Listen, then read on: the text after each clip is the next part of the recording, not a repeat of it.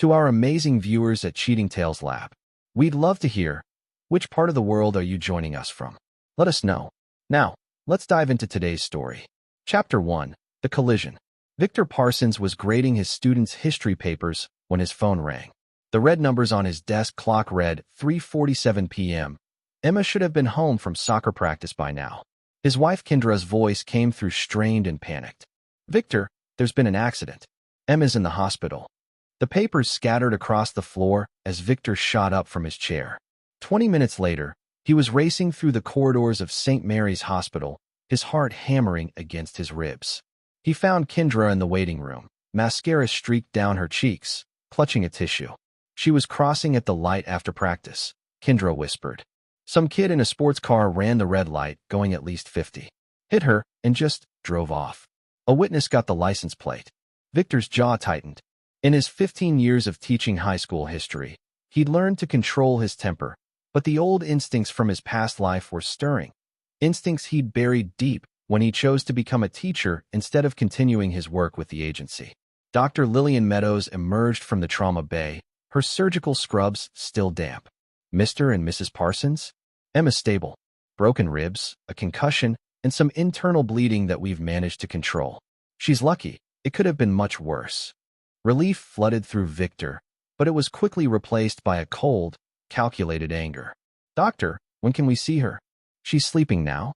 The sedatives will keep her comfortable through the night. You can see her in the morning.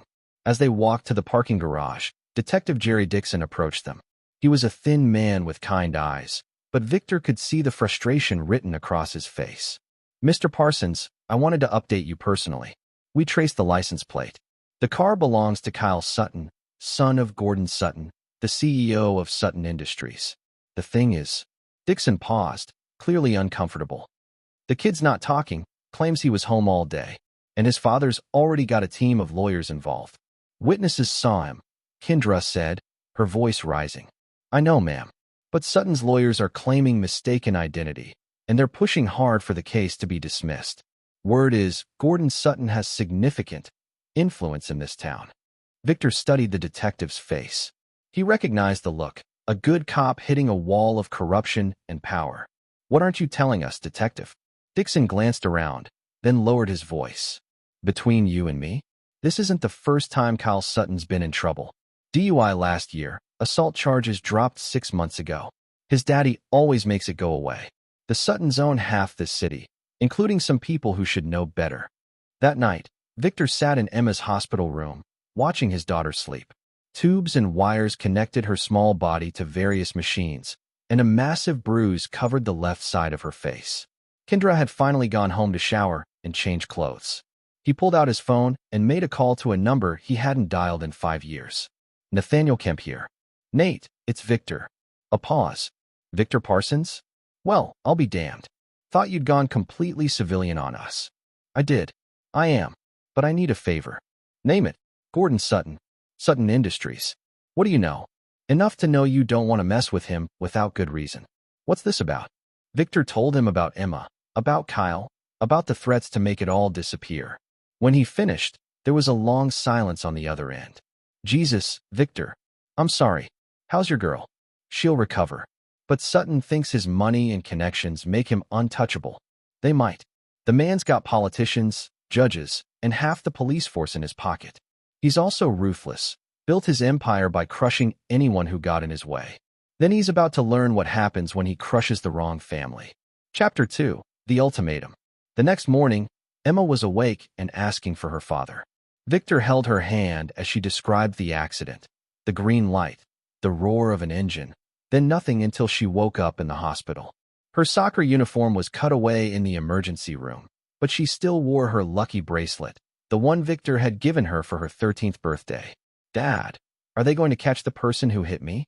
Victor squeezed her hand gently. Yes, sweetheart. I promise you that. At noon, Detective Dixon called with worse news. The DA's office just called. They're not filing charges. Insufficient evidence, they say. The witness testimony isn't strong enough, and without Kyle Sutton's confession or additional evidence, they can't proceed. I see. Victor's voice was eerily calm. Mr. Parsons, I want you to know that some of us tried.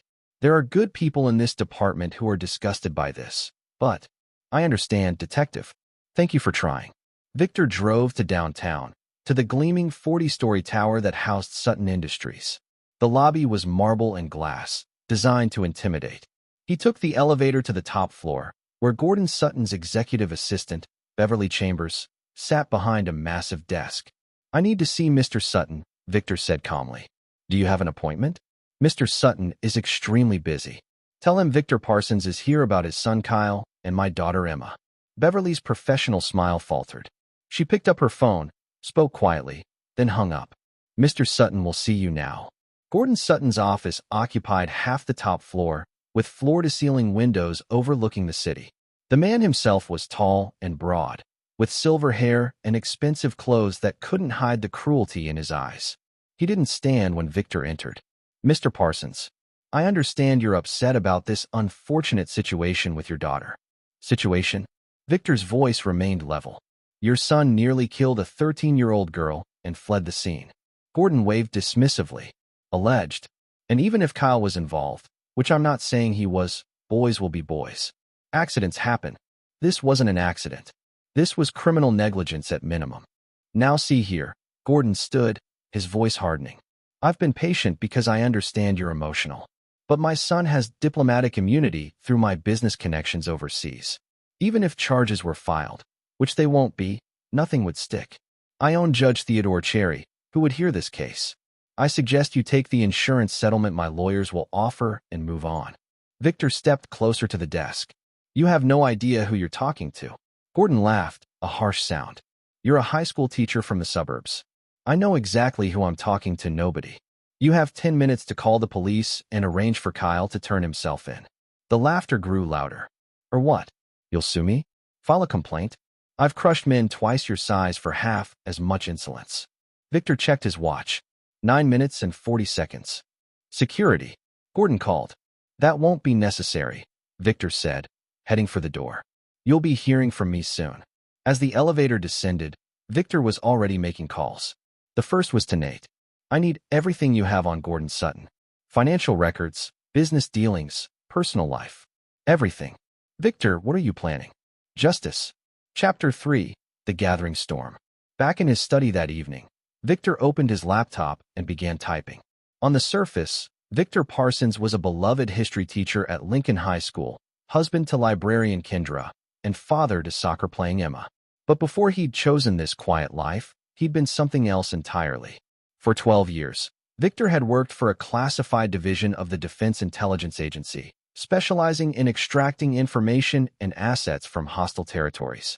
He spoke 6 languages, could kill a man in 17 different ways, and had once brought down a corrupt general in Eastern Europe using nothing but patience and the man's own greed. He'd retired when Emma was born, wanting to give his daughter a normal life with a father who came home every night. The agency had been reluctant to let him go. Men with his skills were rare, but they'd agreed on the condition that he remained available for extreme circumstances. This qualified. His phone rang. Nate's voice was grim. I've got the preliminary report on Sutton. Victor, this guy's worse than we thought. Sutton Industries is clean on the surface, but there are shell companies, offshore accounts, and some very questionable government contracts. What kind of contracts? Arms dealing, primarily. Nothing technically illegal, but he's been selling to some gray area clients. There's also evidence of bribing foreign officials, price fixing, and intimidating competitors. The man's built an empire on corruption. What about his personal life? Divorced twice, both wives received significant settlements with ironclad NDAs. Kyle's his only son, spoiled rotten since birth.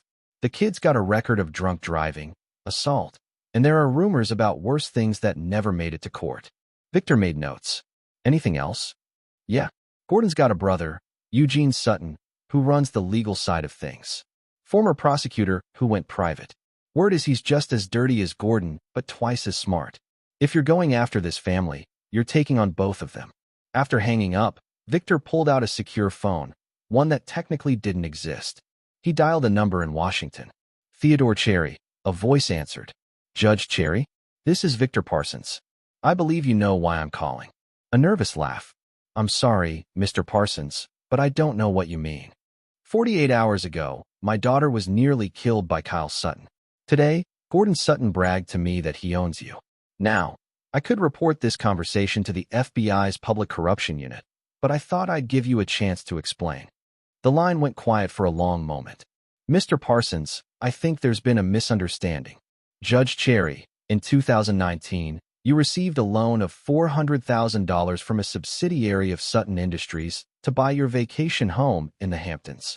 The loan was forgiven 8 months later, just before you dismissed charges against Kyle Sutton for his first DUI. Should I continue? How did you? Who are you? I'm a father seeking justice for his daughter. You have 24 hours to recuse yourself from any Sutton-related cases and announce your early retirement due to health reasons. If you don't, that conversation you just had with Gordon Sutton about dismissing any charges against Kyle will be played on every news station in the state. I never had any conversation. Judge Cherry, I have recordings. Good evening. Victor hung up and called Detective Dixon. Detective, hypothetically, if new evidence emerged in the Emma Parsons hit-and-run case, would you be willing to pursue it? Absolutely. But Mr. Parsons, without additional witnesses or physical evidence. What if I told you that Kyle Sutton's car has front-end damage that he's trying to hide? I need to see that car to confirm it matches the accident scene. What if I also told you that there's security footage from a traffic camera that clearly shows Kyle's face behind the wheel? That would change everything. But we checked all the traffic cameras. You checked the city cameras. You didn't check the private security system at the bank on the corner, the one that automatically uploads to a cloud server that Gordon Sutton can't touch. There was excitement in Dixon's voice now. Can you get me that footage? Detective, that footage will be delivered to your desk tomorrow morning at 9 a.m., along with photos of Kyle Sutton's damaged vehicle and a witness who will testify that Gordon Sutton asked him to destroy evidence. Mr. Parsons, how exactly are you obtaining this evidence? Let's just say I have a very particular set of skills, Detective. Skills I've acquired over a long career. Skills that make me a nightmare for people like Gordon Sutton. As Victor hung up, he smiled for the first time since the accident. Phase 1 was complete. Judge Cherry would be out of the picture by morning, and the real evidence would soon surface. But that was just the beginning. Gordon Sutton wanted to play games with a high school teacher. He was about to discover he was actually playing chess with a grandmaster. Chapter 4, The Web Titans. Gordon Sutton was enjoying his morning coffee and reading the Wall Street Journal when his assistant burst into his office, her face pale. Mr. Sutton, Judge Cherry just announced his retirement. Effective immediately. He's citing health concerns. Gordon set down his cup slowly. Health concerns? He was fine yesterday. There's more. Detective Dixon just showed up with a warrant to inspect Kyle's car. That's impossible. Cherry assured me. Sir, Judge Cherry isn't involved anymore. The warrant came from Judge Faith Pierce.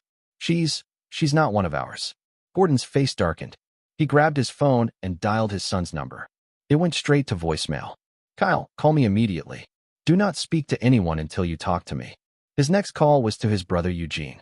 We have a problem. I know. I'm watching the news. They have security footage, Gordon. Clear footage of Kyle behind the wheel, running that red light. How is that possible? I had my people check every camera in a 6-block radius. It came from the First National Bank's private security system. Apparently, this Victor Parsons knew exactly where to look. Gordon paced behind his desk. Who the hell is this guy? Run a background check, full spectrum. I want to know everything from his birth certificate to his tax returns. Already on it. But Gordon, we need to get ahead of this. Kyle needs to turn himself in with our lawyers present. Negotiate a plea deal. Absolutely not. I don't care what it costs. Kyle is not going to prison. The evidence is overwhelming. If we fight this and lose, then we make sure we don't lose. An hour later, Eugene Sutton arrived at his brother's office with a thick file. His face was grim. Gordon, we have a bigger problem than I thought. What did you find? Victor Parsons isn't just a teacher. He's former DIA, Defense Intelligence Agency. Classified operations for 12 years before he retired. The details are heavily redacted, but I managed to piece together enough through my contacts. This man has training in psychological operations, electronic surveillance, and asset extraction. Gordon felt a chill run down his spine. Asset extraction? He specialized in getting information and people out of hostile territories.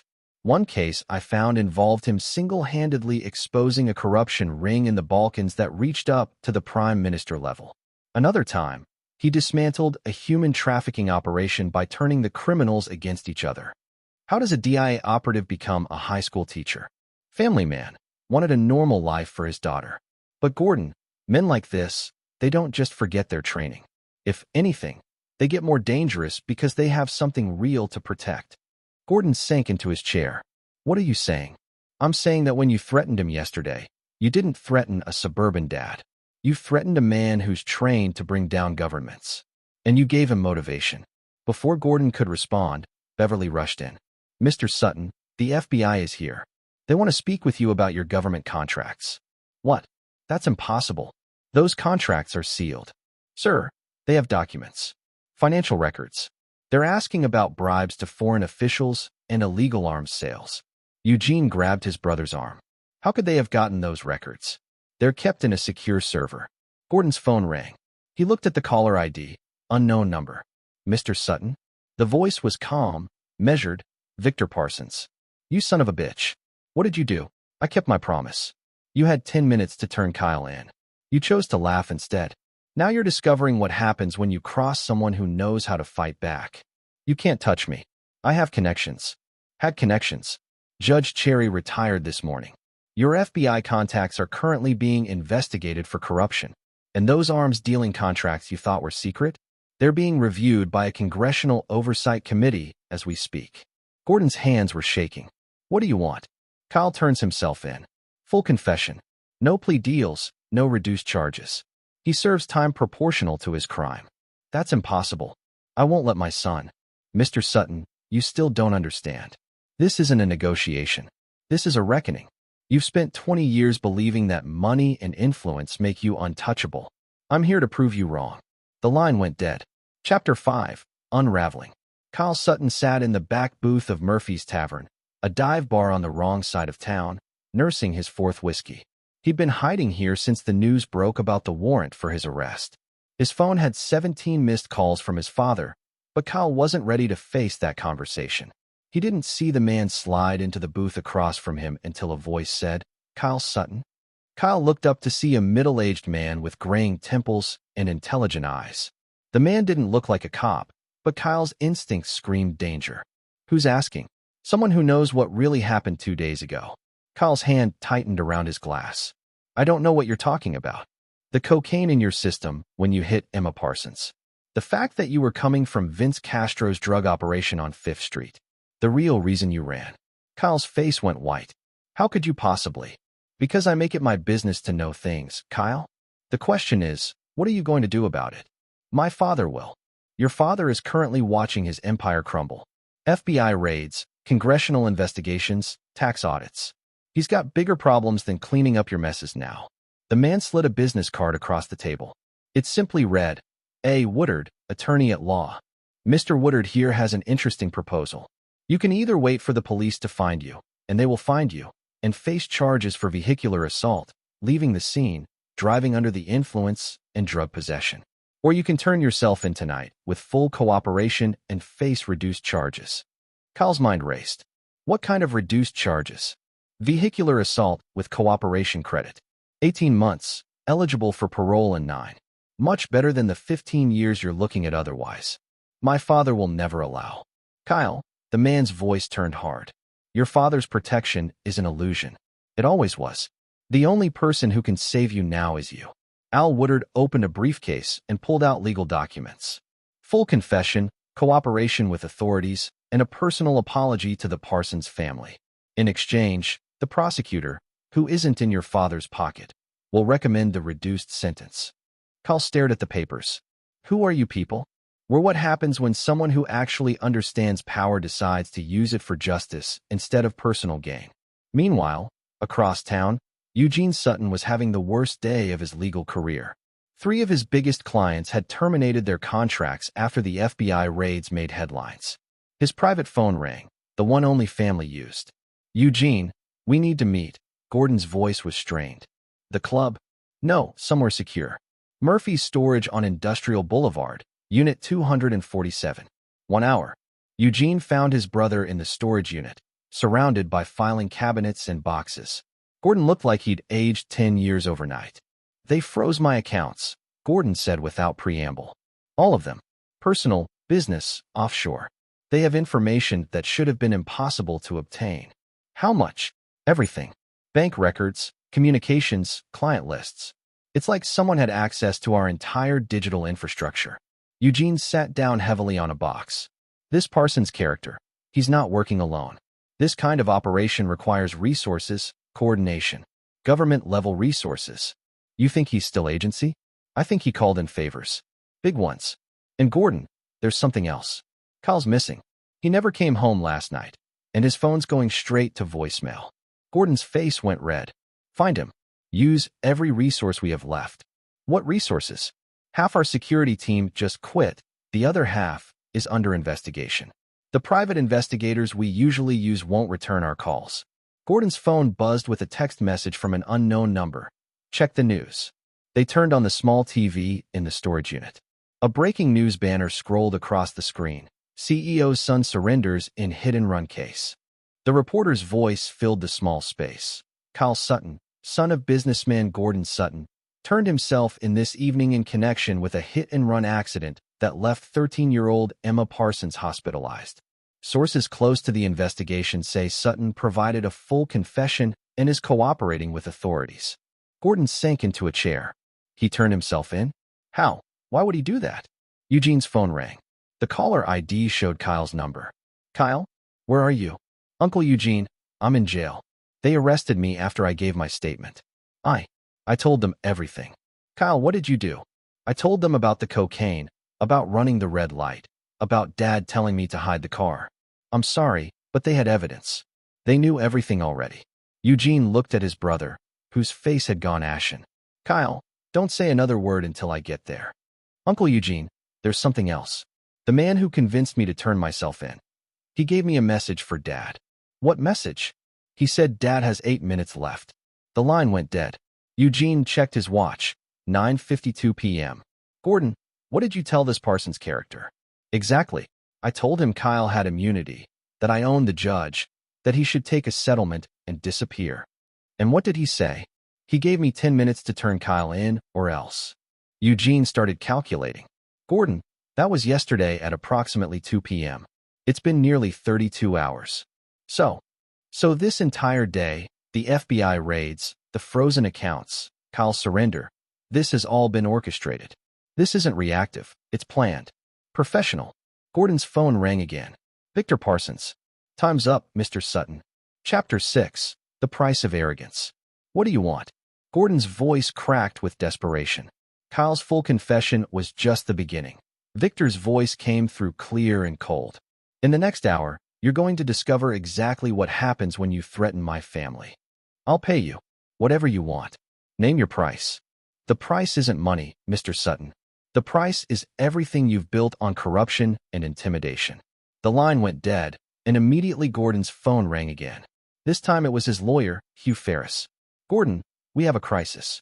The Department of Justice just filed a RICO case against Sutton Industries. They're alleging racketeering, money laundering, and conspiracy. They want to seize everything. Based on what evidence? Internal documents, financial records, recorded conversations. Gordon, some of these recordings are from your private office. Someone's been listening to your calls for months. Eugene grabbed the phone from his brother. Hugh, this is Eugene. How is that possible? Our office is swept for bugs weekly. Eugene, this isn't physical surveillance. Someone hacked your digital infrastructure. All of it. Phones, computers, security systems, even your personal devices. They have access to everything. Gordon stumbled backward. That's impossible. We use military-grade encryption. Not anymore, you don't. As of tonight, Sutton Industries is under federal receivership pending investigation. You're both barred from your offices, and the company assets are frozen. After Hugh hung up, the brothers sat in stunned silence. Then Eugene's phone buzzed with a text from an unknown number. Unit 249. Now, they walked to the adjacent storage unit, which was standing open. Inside sat Victor Parsons in a folding chair, a laptop open on a small table beside him. Behind him stood 2 other men, clearly military or ex-military based on their bearing. Mr. Sutton, Victor nodded to each brother. Please sit. How did you? Gordon started. Know you'd be here? I've been monitoring your communications since yesterday. This storage unit belongs to one of your shell companies, the same one you used to hide assets from the IRS. Eugene found his voice. What do you want from us? Nothing you're capable of giving, unfortunately. You see, when your brother threatened me, he assumed I was powerless. But power isn't about money or political connections. Real power is about competence, preparation, and having the right friends. Victor gestured to the men behind him. Meet Everett Pollard and Mark Galvin. Everett used to work in NSA cyber operations. Mark specialized in financial crimes for the Treasury Department. They owed me some favors. You can't destroy us, Gordon said, but his voice lacked conviction. I already have. The federal case against your company will result in criminal convictions for both of you. Kyle will serve his time in prison. Your political connections are being investigated for corruption. Your offshore accounts have been seized under anti-terrorism statutes. Eugene leaned forward. There has to be something we can do. Some way to negotiate.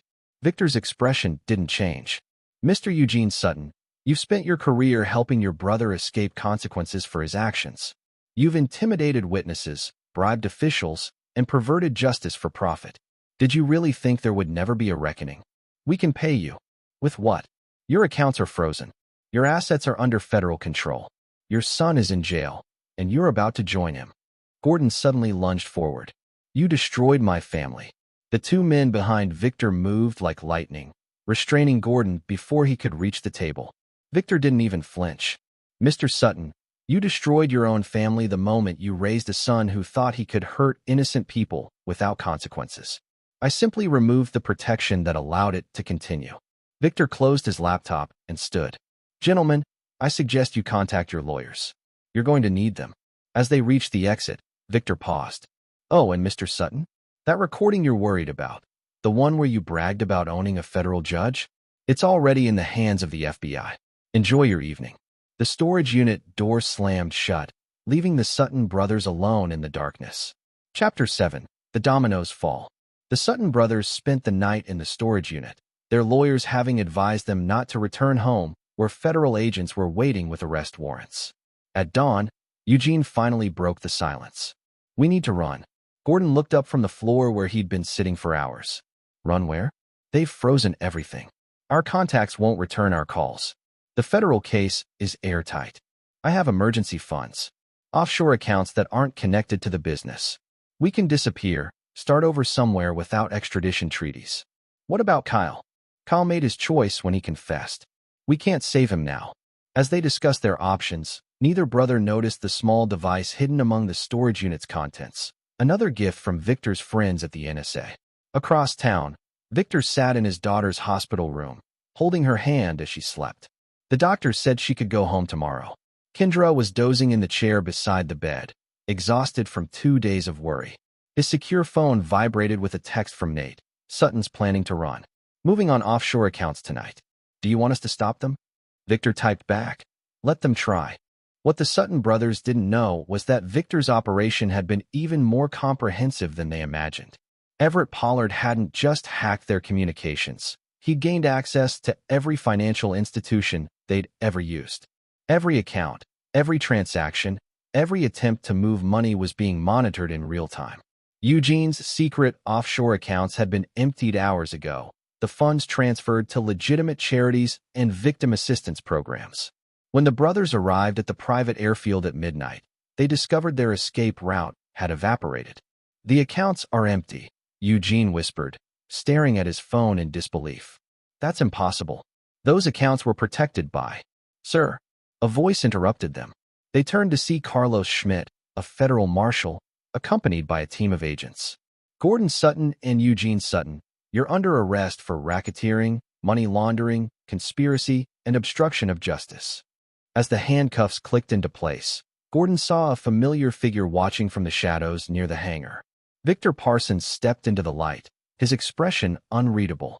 You said you owned this city, Victor called out. But you never owned its conscience. In the days that followed, the full scope of Victor's operation became clear. The FBI investigation revealed a network of corruption that reached into City Hall, the police department, and the state legislature. A dozen officials were arrested, including 3 judges and the deputy police chief. The story dominated headlines for weeks. Teacher brings down corruption empire. David versus Goliath in the digital age. How one father's quest for justice exposed citywide corruption. But Victor avoided the media attention, focusing instead on Emma's recovery and returning to his classroom. His students noticed their history teacher seemed more relaxed, as if a great weight had been lifted from his shoulders. Chapter 8. The Trial. 6 months later, Victor sat in the gallery of the federal courthouse as Kyle Sutton was sentenced for vehicular assault and leaving the scene of an accident. The young man looked older, thinner, his arrogance replaced by something resembling remorse. "Mr. Sutton," Judge Faith Pierce addressed the defendant, "you nearly killed an innocent child and then attempted to use your family's influence to escape justice.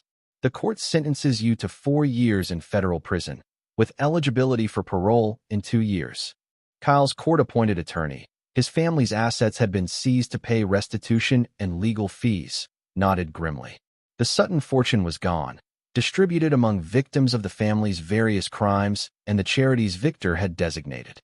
Emma, now fully recovered and back to playing soccer, sat between her parents in the gallery. She squeezed her father's hand as Kyle was led away in handcuffs. "Dad, do you think he's really sorry?" Victor studied the young man's face. "I think he's learning that actions have consequences. That's a start." Gordon and Eugene Sutton had been sentenced the previous month. Gordon received 25 years for racketeering and conspiracy, while Eugene got 15 for his role in the obstruction of justice. Both men had aged dramatically during their trials, the stress and shame taking visible tolls. During Gordon's sentencing, he'd stood to address the court. "Your Honor, I thought I was protecting my family. I realize now that I was destroying it. What I did to the Parsons family was unforgivable, but it's just the tip of the iceberg. I've spent decades hurting people to protect my own interests. I deserve whatever punishment you give me." It was the first time Victor had seen genuine remorse from the man who'd threatened his family. It didn't excuse what Gordon had done, but it offered hope that even the worst people could recognize their wrongs. After the hearing, Detective Dixon approached Victor in the hallway. "Mr. Parsons, I wanted to thank you. This case led to the biggest corruption cleanup in the city's history. A lot of good cops finally got justice too.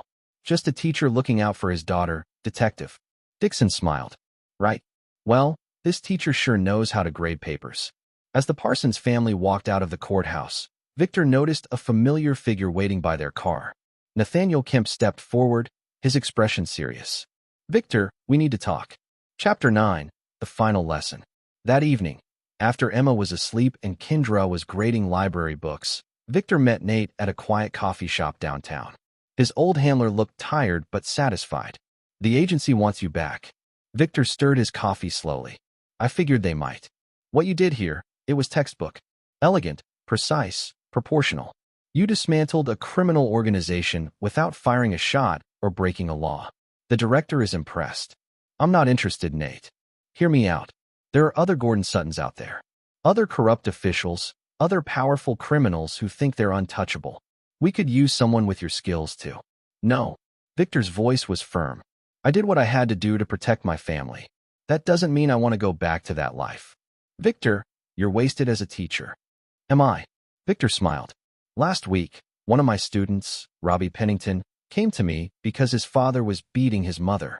A year ago, I would have told him to call the police and hoped for the best. This time, I made some calls. Turns out Robbie's father owed money to some very unpleasant people. A word to the right person, and suddenly those debts were called in. Mr. Pennington decided to check himself into rehab and anger management." Nate raised an eyebrow. "And Robbie's mom is safe, his father is getting help, and I didn't have to leave my classroom to do it. You see, Nate, I'm not wasted as a teacher. I'm exactly where I'm supposed to be. But the agency will manage without me, just like they have for the past 6 years. My war isn't overseas anymore. It's right here, in my community, with my students and my family." Nate sighed and pulled out a business card. "If you ever change your mind." Victor pocketed the card without looking at it. "I won't."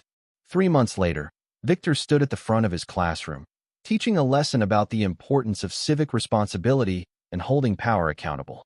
In the back row, Robbie Pennington raised his hand. "Mr. Parsons, My mom says you helped our family somehow. She won't tell me how, but she says you're a hero. The class turned to look at their teacher, who simply smiled. Robbie, anyone can be a hero. It just requires recognizing when something is wrong and having the courage to act. Heroes aren't born special. They're ordinary people who choose to do extraordinary things when it matters most. But some people have more power than others, another student, Maggie Wall, pointed out. Rich people like that Sutton guy can do whatever they want. Can they? Victor asked. What happened to Gordon Sutton? He went to prison, Maggie said. And why did that happen? The students thought for a moment. Finally, a quiet student named Ben Chavez spoke up, because someone stood up to him. Someone who wasn't afraid. Exactly. Power isn't about money or connections. Real power comes from knowledge, preparation, and the willingness to fight for what's right. The Suttons thought they were untouchable because no one had ever seriously challenged them. They confused influence with invincibility. After class, Victor walked to his car, enjoying the warm spring sunshine. His phone buzzed with a text from Emma. Dad, Coach says I might make varsity next year. See you at home. He smiled and typed back. I'm proud of you, sweetheart. See you soon. As he drove home, Victor reflected on the past year. The Sutton Empire was gone, dismantled piece by piece through legal channels and proper authorities. Kyle was serving his sentence and, according to reports, had become a model prisoner who counseled other inmates about the dangers of drunk driving. Gordon Sutton was in federal prison, where his former victims occasionally sent him letters, not of forgiveness, but of closure. Eugene had been disbarred and was serving his sentence in a minimum security facility, spending his time teaching legal literacy to fellow inmates. The corruption network they'd exposed had led to 17 convictions and completely reformed the city's government. Judge Faith Pierce had been elevated to the state Supreme Court, and Detective Dixon had been promoted to captain. Emma had recovered fully, her only scar a thin line on her left arm that she wore like a badge of honor. Dad gave me this, she'd tell her friends, when he fought the bad guys and won. But the real victory wasn't the destruction of the Suttons or the cleanup of corruption in the city. The real victory was that Victor had proven something important, that justice didn't require vengeance, that strength didn't require cruelty, and that sometimes the most powerful weapon against evil was simply the refusal to be intimidated. As he pulled into his driveway, Victor saw Emma and Kendra playing with their dog in the backyard. This was his world now, not the shadows of international espionage, but the sunshine of an ordinary life made extraordinary by the people who shared it. His secure phone buzzed one last time. A message from an unknown number. Thank you for teaching my son about consequences. Gordon Sutton. Victor deleted the message and put the phone away. Some lessons, he reflected, were harder than others. But in the end, everyone could learn, if they were willing to pay the price. The teacher walked into his house, hugged his family, and never looked back.